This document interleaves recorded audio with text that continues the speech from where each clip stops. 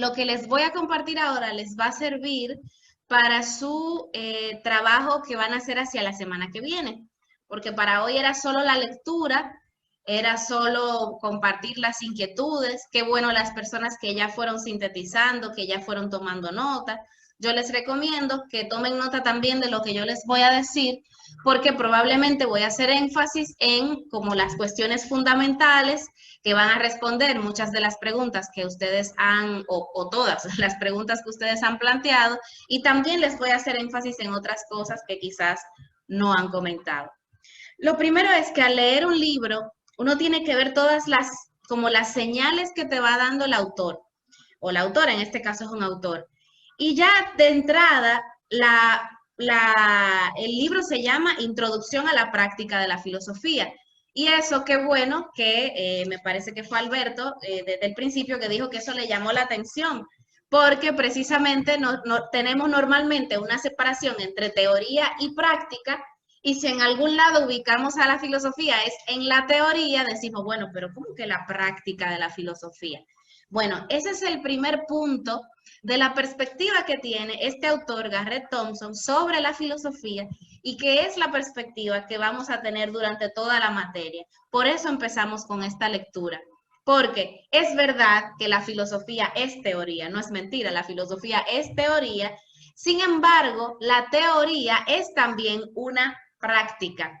¿En qué sentido es una práctica? Bueno, en los sentidos en que dice Garrett Thompson, que es básicamente tenemos una noción de ver la filosofía como algo que hicieron otros.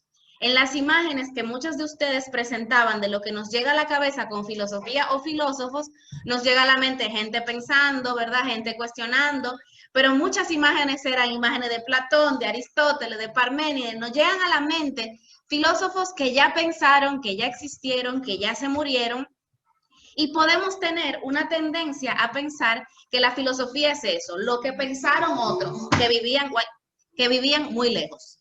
Bueno, no, la filosofía, eso es la historia de la filosofía, pero la filosofía es una práctica en el sentido de que todas las personas que tenemos cerebro y pulgares, como un documental que creo que les voy a incluir y que estaba viendo ahorita, muy breve, plantea, es que todas las personas podemos filosofar y podemos practicar la filosofía en tanto teoría. No es lo mismo practicar un deporte, que es algo físico, a practicar la filosofía, que es algo no empírico, que es algo conceptual, sin embargo, sí es una práctica. ¿Ok? Entonces, esa es la primera perspectiva de lo que plantea Garrett Thompson. La filosofía es una práctica, es algo que hacemos, que aprendemos a hacer. Y en esta materia no solo vamos a saber lo que dijeron otros, aunque también, porque nosotros no podemos practicar la filosofía como si esos otros no hubieran existido. Tenemos que saber lo que ellos pensaron, pero vamos a conocer su proceso de pensamiento también. Para nosotros, quizás lo que vamos a imitar de esos otros son esas formas en las que ellos llegan a las conclusiones, esas preguntas que se hacen y demás, que nos van a servir a nosotros para hacernos nuestras propias preguntas. Entonces, eso es lo primero. Pero luego tenemos que el título del primer capítulo es mostrar lo que otros ocultan. Y el hombre empieza con una anécdota que ya ustedes la han comentado. Y eso es lo que todo el mundo, el que no llega hasta el final del capítulo, por lo menos lee la primera anécdota. Y yo me alegro mucho de que no se hayan quedado solo hablando de eso, sino que han hablado de muchas otras cosas. Eso indica que leyeron. Entonces, en esa primera anécdota tenemos al filósofo que en vez de taparse la cara cuando vienen las muchachas, en vez de taparse sus genitales cuando vienen las muchachas, se tapa la cara. Entonces, tenemos que preguntarnos, el filósofo, a diferencia de los demás profesores, mostró lo que otros ocultaban. En la anécdota, lo que el filósofo muestra es sus genitales. Sí, y se tapa la cara.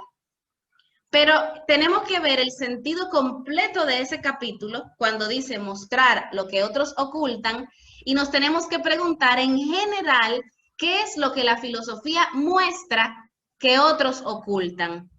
Y ahí tenemos que salirnos de la anécdota e irnos a los conceptos principales que él presenta. Y ahí está, en lo fundamental, los conceptos famosos de lo empírico y lo no empírico, que es una de las partes quizás más dificultosas de la lectura de Garrett Thompson. Entonces, vámonos ahí directamente. Para responder a la pregunta, ¿qué es lo que la filosofía muestra que otros ocultan? Pues precisamente lo que la filosofía muestra que otros ocultan es lo no empírico o a priori. ¿Ok? Entonces tenemos que comprender estos conceptos. ¿Qué pasa? Que como ustedes bien dicen, ya han planteado en varias intervenciones, si nosotros tenemos que distinguir estas dos palabras, lo no empírico y lo empírico. Lo no empírico, que también se llama a priori, es lo mismo. Cuando yo digo no empírico, es lo mismo que decir a priori. Y yo les voy a compartir la pantallita para que ustedes vean esto aquí, ¿verdad? Cuando yo presento lo a priori, es lo mismo que lo no empírico, ¿ok?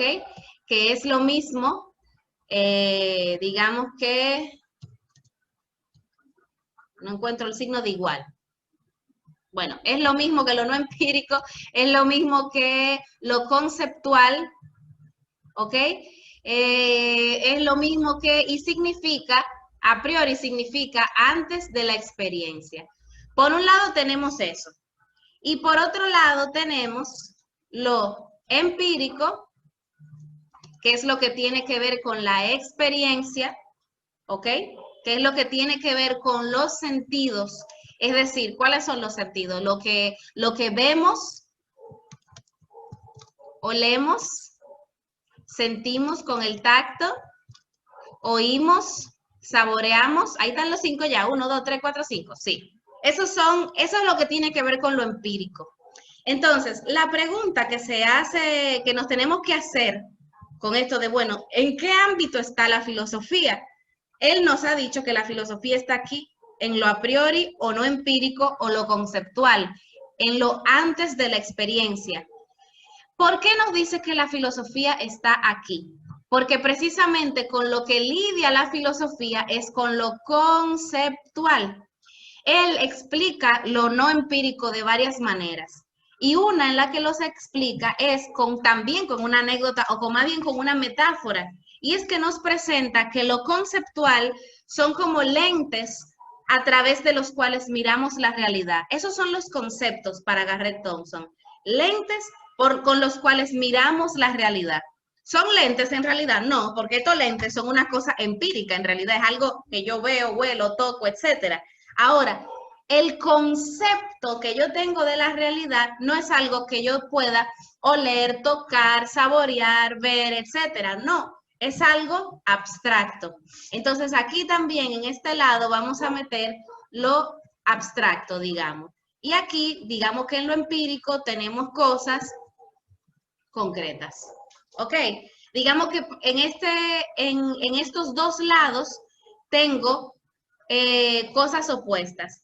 ¿Qué es lo que pasa? Es que estas son divisiones que hacemos para explicar las cosas, pero no es que en la realidad estas dos cosas estén separadas. Ustedes cuando veamos historia de la filosofía, ustedes van a ver que para Platón sí. Para Platón había un mundo de las ideas donde estaban todos los conceptos. Esa es otra forma de llamarle a lo a priori, ideas. Para él había un mundo donde todo eso estaba. Pero ya hoy, y luego de Aristóteles y mucho después, entendemos que esto en la realidad está mezclado. Que en realidad tú tienes el lente, ¿verdad? Y no es que el concepto del lente vive en otro mundo, sino que tú explicas ese lente a través de conceptos. ¿Qué son unos lentes? Ah, bueno, un artefacto que se usa para ver mejor, ¿verdad? Digamos, sí, o para taparse del sol y que se coloca en el rostro encima de los ojos. Eso es el concepto lente. Y a diferencia de el objeto concreto lente, que uno puede ser negro, otro puede ser rojo, otro puede ser amarillo, otro puede ser de una forma más alargada. En lo empírico, el lente es de diversas maneras. Ahora, el concepto, ¿qué hace que todo eso, todos esos tipos de lentes diferentes todos sean lentes? Es ese concepto, esa noción como esencial. Cuando estamos hablando de lo a priori, estamos hablando de esencias, ¿ok? Esas cosas esenciales que es lo común entre lo diverso. Mientras que en lo empírico nos vamos a encontrar con muchas diferencias que son accidentales. ¿Ok? O sea que un lente esté rayado no hace que deje de ser lente. ¿Se entiende? Que un lente esté rayado no hace que deje de ser lente. Ahora, porque eso no es esencial, eso es accidental. Ahora, si no es un objeto que se sirve para ponerse en los ojos, para ver mejor o taparse del sol, pues ya deja de ser un lente. Ok, eso es como para que entendamos la diferencia entre una cosa y la otra. ¿Qué pasa? Que la filosofía lidia con los conceptos, lidia con las ideas, lidia con lo abstracto. A la filosofía le interesa este lado de las cosas. ¿Eso significa que no le importa para nada la experiencia ni los sentidos? No, pero le van a importar las cuestiones que tienen que ver con la experiencia, buscando siempre lo abstracto, lo conceptual, lo a priori vinculado con esto. Y ahí les voy a poner un ejemplo. Cuando nosotros miramos la ciencia, ¿ok? Si tenemos a la ciencia lidia con cuestiones empíricas, por ejemplo, la biología, digamos, que estudia la vida en sentido general, pero digamos que un biólogo en concreto se dedica a estudiar mariposas, ¿verdad? Tengo una cuñada que se dedica a estudiar mariposas, ella es bióloga. Ella como científica le interesa la parte empírica de esto. Luego vamos a ver que no solo es empírico lo de los científicos, pero dejémoslo hasta ahí. Que la ciencia se dedica a ver la parte empírica. Ella va a buscar a las maripositas, va a relacionar cuáles son las que se juntan con aquella, de qué color salen, cómo migran, todo eso. A una persona de filosofía, a una filósofa, a un filósofo, ¿le interesan esos detalles de la vida de las maripositas? No, no porque no nos interesen las mariposas, son muy bellas, ok, qué chulería, pero ese es un trabajo de la gente de biología. ¿Qué es lo que le va a interesar a la gente de filosofía? Lo conceptual, ok, lo conceptual con respecto a esto. La filosofía le haría preguntas a la ciencia, le preguntaría cosas como, ¿cómo defines la vida? ¿Ok? ¿Bajo qué criterios, porque eso es conceptual, cómo defines una cosa, ¿verdad? ¿Bajo qué criterios decides tus métodos de investigación? ¿Son éticos tus medios, tus métodos? ¿Se justifica cazar maripositas para conocerlas mejor? Por ejemplo, son preguntas éticas y epistemológicas que tienen que ver con ramas de la filosofía, que es lo que está al final del capítulo, pero que tiene que ver con la diferencia entre lo empírico y lo a priori. Porque al final, todas las preguntas que la filosofía se va a hacer, aunque sea sobre cosas de la experiencia, son preguntas conceptuales. Entonces, ahora ustedes me van a decir, aquí abro para que a ver si se entendió. Si yo pregunto, ¿cuándo nació Platón? ¿Eso es empírico o no empírico? Empírico. No empírico. Ok, fabuloso, porque eso es algo que eso es un momento que nació. Aunque esté hablando de Platón, que es un filósofo, porque ese es el gancho, por eso le digo Platón y no otra gente. Ah, no, si es Platón, entonces es a priori. No, ¿cuándo nació Platón? Es a priori, es empírico, perdón. Ahora, si yo les pregunto, lo voy a quitar de este lado porque no va ahí, va aquí. Esta pregunta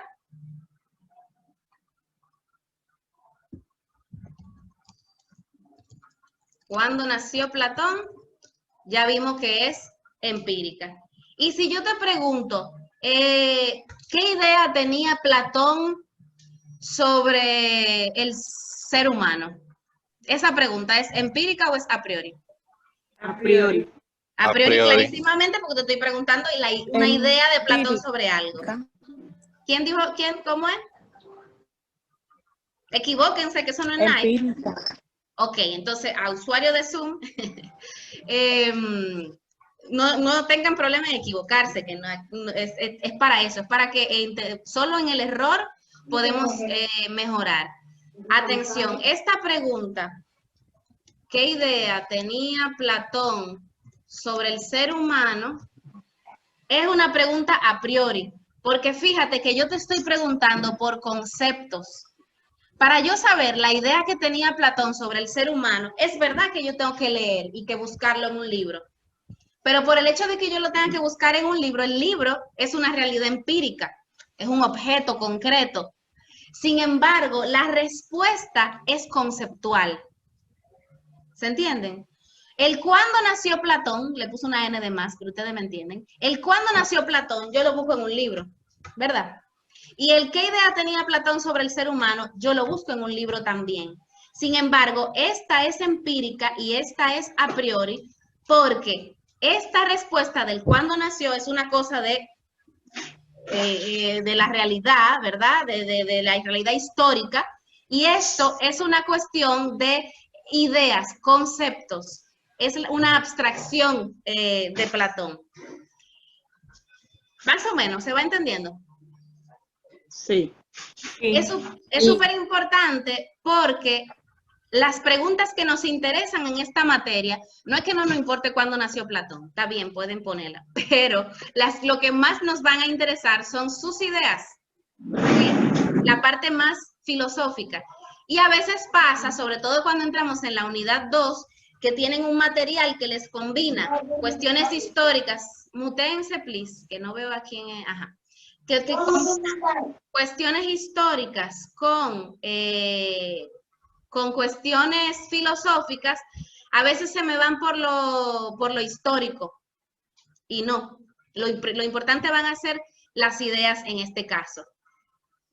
A grosso modo, no les quiero complicar la cosa porque estas dos cuestiones se mezclan. O sea, en la vida, como vuelvo y repito, no lo puedo repetir suficiente, que en la vida estas dos cosas no están separadas, ¿ok? La idea de ser humano es un concepto, pero aquí hay muchos seres humanos concretos. Yo estoy aquí, ¿verdad? Y me puedo apretujar, y me puedo morder y me duele, y estoy aquí. Y esto es empírico. Yo soy una realidad empírica también, y cada uno de ustedes también, aunque nos estemos viendo por un aparatico. Pero la idea que tenemos de ser humano es un concepto abstracto. Es como una universidad. Este ejemplo es gracioso porque yo siempre lo uso cuando estamos en vivo en clase, y ahora es distinto, porque si yo digo, cuando yo entro al aula, si yo me encuentro con que hay camillas, gente con bata blanca, gente enferma en las camillas, y gente con baticas azules moviéndose rápidamente. ¿A dónde yo creo que llegué? Al hospital. Al hospital, exactamente. Hospital. Exactamente, porque yo tengo un concepto de hospital, de que es donde hay gente enferma y hay otra que están más o menos curando a lo que están enfermos cuando funciona bien. Sin embargo, la idea, el concepto que yo tengo de universidad, como que es otro, ¿verdad? Entonces yo me descolocaría. Entonces fíjense cómo nosotros nos movemos con conceptos en el mundo siempre. Y eso pasa, ustedes cuando hablaron al inicio pusieron otros ejemplos, como los conceptos de amistad. Si yo tengo un concepto de amistad con el cual yo me muevo en el mundo, pero eso es a priori. Otra cosa son las amistades empíricas y concretas que yo tenga. Yo tengo una amiga que siempre me llama para saludarme. Tengo otra amiga que siempre me saca los pies, que yo le tengo que estar cayendo atrás. Tengo otra amiga que, en fin, pero tengo diversidad de amistades, pero tengo en el fondo un concepto de amistad que yo digo, bueno, ¿qué es un amigo? Una persona que no es obligado quererse, pero se quieren. Es decir, no tienen ningún vínculo de sangre, del por qué tengan que quererse, pero por ciertas afinidades de personalidad, de gustos, de intereses, son personas que se unen, que la vida las une, y ellas siguen queriendo mantenerse unidas por X o por Y. Pero si en mi concepto de amistad yo tengo que las otras personas son para usarlas para mi beneficio, pues también eso es una idea que yo puedo tener. Entonces, o me voy a dejar usar, o voy a dejar que las otras personas me usen, o etcétera. Si para mí, y eso tiene que ver con la idea del ser humano, porque entonces para mí un ser humano es un medio para yo lograr un fin. Y es una pregunta ética, ya esas son preguntas filosóficas. ¿Se entiende? De algo tan concretito como esta amiga mía que me está usando siempre para que yo le copie para que yo le dé la tarea, etcétera. Tengo gente que se desconecta y se conecta. Por eso lo grabo también, para que les sirva a ustedes mismos de esta misma sección, por si se desconectan en el camino. Entonces, yo tengo experiencias diversas de amistad, pero tengo también el concepto de amistad. Sí. Necesito un sí por ahí para yo saber que no estoy hablando sola. Ok. Entonces, por ahí va la cosa de lo empírico y lo no empírico. Entonces, esa pregunta que ustedes hacían de, ¿puede la filosofía? Déjame buscarlo en el chat, que ahora compartiendo se me pierde. Voy a dejar de compartir para buscarlo. Si una pregunta filosófica se puede responder por la vía empírica, no. No. A la filosofía puede analizar una situación empírica, pero lo tiene que hacer desde lo conceptual. Y les voy a poner un ejemplo. Hay un asesinato en un lugar X. Digamos, podemos hablar de un tema, ya sea de, por ejemplo, un feminicidio. A un reportero le van a interesar los datos empíricos. ¿Cuándo ocurrió? ¿Quién lo hizo? ¿Cuáles eran las condiciones? ¿Quién lo sabía? ¿A qué hora? ¿Dónde? Todo eso. El qué, cómo, cuándo, dónde, que les interesa a los periodistas. Esos son datos empíricos que a ellos les va a interesar.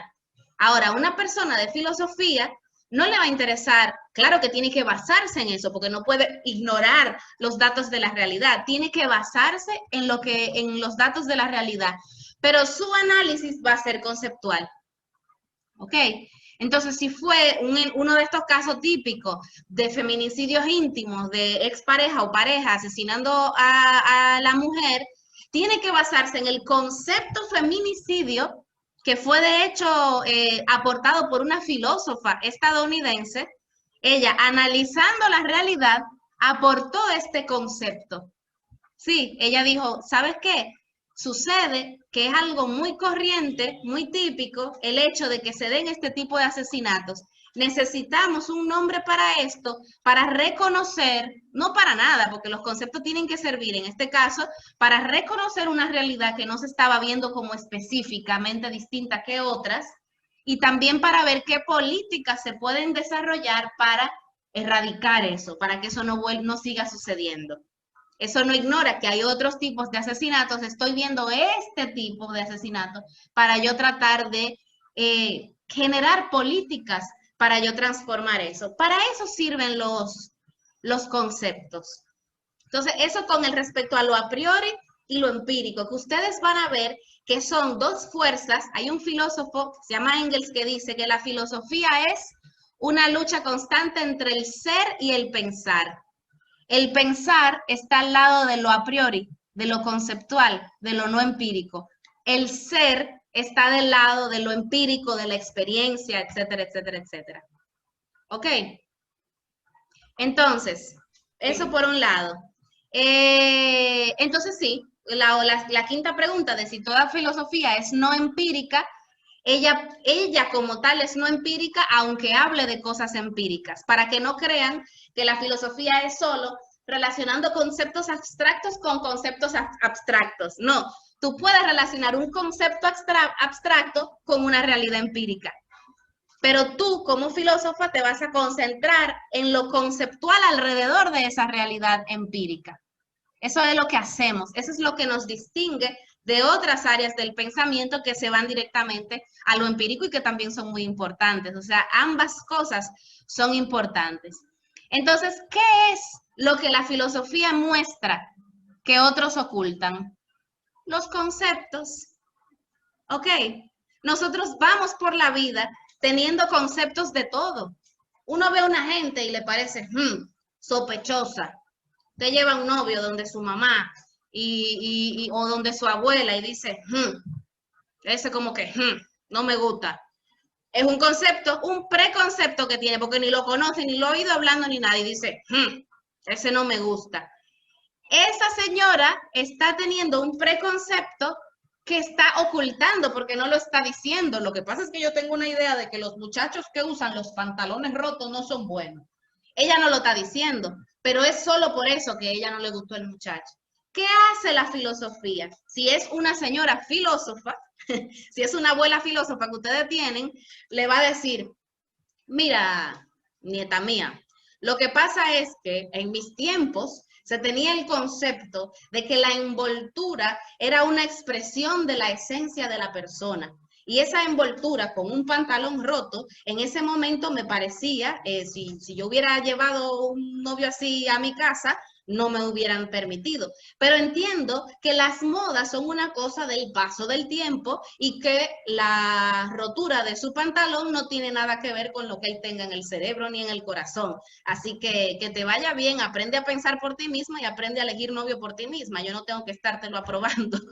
Si es una abuela filósofa, te muestra los conceptos. Y eso es lo que hace la filosofía a fin de cuentas, mostrar cuáles son los conceptos con los cuales se está mirando el mundo para poder analizarlos de manera más consciente. Entonces, eso hasta ahí como la parte general de Garrett Thompson, para entender qué es lo que la filosofía muestra que otros ocultan, que tiene que ver con lo empírico y lo no empírico, y las distintas ramas de la filosofía que están hacia el final. Yo pienso siempre que hay un error en la forma en la que él lo presenta, porque para que ustedes lo tengan claro, que es que él presenta todas las ramas de la filosofía como biología, historia, etcétera. Pero no es que la biología, la historia sean ramas de la filosofía, sino que es filosofía de la biología, filosofía de la historia, filosofía de la psicología. Así como a la bióloga le hicimos la pregunta sobre las mariposas, ¿qué concepto de vida tú tienes? Pues esas preguntas que él presenta, perdón, ahí la voy buscando, que él presenta en la página 31, ¿verdad? A la psicología. ¿Qué es la psicología? El estudio de la conducta. ¿Y qué es la conducta? ¿Cómo usted determina correctamente la conducta humana? Son preguntas que usted le puede hacer a la psicología. O sea, todas las partes conceptuales a priori que tengan que ver con la ciencia, la filosofía las analiza. Es en ese sentido que vamos con la pregunta del chat, que la filosofía no es una ciencia. Ustedes cuando googlean sobre filosofía van a encontrar muchísimas cosas, que la filosofía es una ciencia. Quemado, quemado porque ya nosotros en clase y con Garrett sabemos que no es una ciencia. Ahora, hay gente que considera que es una ciencia, pues entonces usted no puede decir es una ciencia. Según fulano de tal, la filosofía es una ciencia que tal. Pero vimos en clase y vimos con Garrett Thompson que la filosofía se distingue de las ciencias en que la filosofía está como por arriba de ellas. Ella no se mezcla en toda la parte más empírica, más experimental de las ciencias, sino que la filosofía es como si fuera una jueza que le dice, ¿qué es lo que tú estás haciendo ahí? Déjame ver, ¿qué concepto tú tienes de tal cosa? ¿Y qué métodos tú estás utilizando? Y la parte ética de eso que tú estás haciendo, ese experimento es ético, experimentar con seres humanos, ¿qué es lo que tú estás haciendo ahí? A ver, vamos a ver, ¿qué tal cosa? Esas son de las preguntas filosóficas que la filosofía le hace a las ciencias, entonces no es exactamente lo mismo. Otra noción que se usa normalmente es que la filosofía es la madre de todas las ciencias en el sentido de que de ella salieron las demás. Se puede utilizar, porque en un principio las ciencias no existían, solo la filosofía, y de ahí se fueron especializando las hijas de la filosofía y fueron haciéndose adultas y teniendo ya su propia vida independiente, se puede decir. Entonces, eso para que tengan claridad. Y ya sobre las fases de la filosofía, pónganle mucha atención al tema del análisis, porque más adelante vamos a tener una práctica que está en la página 21, porque más adelante vamos a tener una práctica analizando preguntas. Solo, si la filosofía tuvo hijos, solo, sin padre, ella sola. No voy a usar ningún ejemplo religioso para explicarlo, o para que nadie se me ofenda. Entonces, en la parte del análisis, pongan atención, porque vamos a tener una práctica de eso. O sea, relean y relean para que entiendan eso y que sepan que si yo le hago una pregunta, nunca caigan en el gancho de que de responder de una vez. ¿Ok? Sino que analicen. ¿Qué es lo que ella me quiere decir? ¿Qué conceptos hay en esta pregunta? Claro, si yo le pregunto su nombre, respondemos, obviamente. Pero si es una pregunta filosófica, entonces vamos a tener que analizar para poderla responder y para luego entonces poder argumentar esa respuesta. Pero si nos vamos de una vez, como él dice, aquí tiene la pregunta, venga la respuesta, normalmente caemos en un gancho. Y él la pregunta, el ejemplo que pone lo de la mamá, bueno, ¿ya le dejaste de pegar a tu mamá? Él dice, esa pregunta no hay que responderla, porque si digo que sí, es que yo le pegaba. Y si digo que no, es que todavía le pego. Y si tú nunca le has pegado a tu mamá, eso no se responde. Tiene que decirle, pero bueno, ¿y cuándo yo le pegué a mi mamá?